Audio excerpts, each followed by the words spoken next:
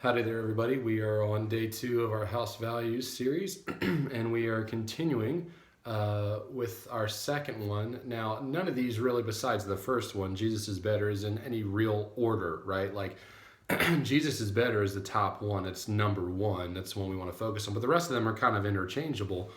However, since it is Valentine's Day, we are going to focus today on we love deeply. Now, it's not difficult to love, right? It's really not. It's not difficult to love. However, the object of the love is where it becomes difficult because it's not easy for us to love other people.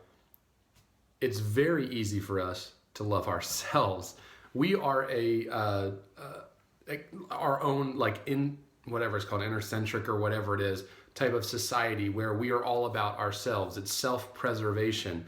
And so I'm only concerned about myself. And so therefore, I respond to people how would best suit me. Well, in Matthew chapter 22, Jesus gives us a command that tells us it's going to be very difficult to do something. He says, a teacher comes to him, or a Pharisee comes to him and says, "Teacher, which is the greatest commandment in the law?"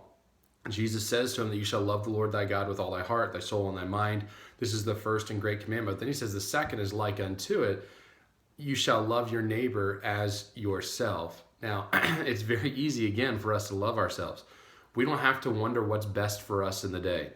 We don't have to wonder, like, what would make me happy. The difficulty becomes when we look at our neighbor and say, what would make them happy? What is best for them today? What can I do for them today? How can I please them today?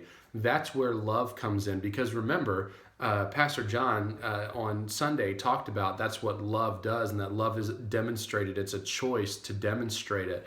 And so in saying this, in Jesus saying this, he's saying take the love you have for yourself and give it to a neighbor. But then later on, or earlier on in Matthew, he talks about how to love our enemies as ourself as well. So here's the thing. Jesus is not only saying love your neighbor, the person that you're close to. He's saying love your enemy as you would love yourself, which again is very easy to love yourself. So what Jesus is saying is that we should love deeply. We should care about the needs of people. We should care about the needs of our 412 family. If one of our 412 family members is hurting, then we all hurt. Then we're all discouraged because we want to see that person be loved and be back in the joy of the Lord. That's what it means to love deeply. It means to care about somebody else as much as you care about yourself. Now, a lot of people say, well, I don't care about myself that much. I don't even think I'm that special. Yeah, but no one ever has to tell you what's best for you. You already know it, right? That's what it's talking about when it comes to loving other people, loving our neighbor, as we look out for them and we love them deeply. 412 will be a place where we love deeply. Today, pray for Austin McClellan, that he would have a good day, school, that he get his grades back up in some of the subjects, and that he would just have a good week at school. All right, have a good day. See you tomorrow.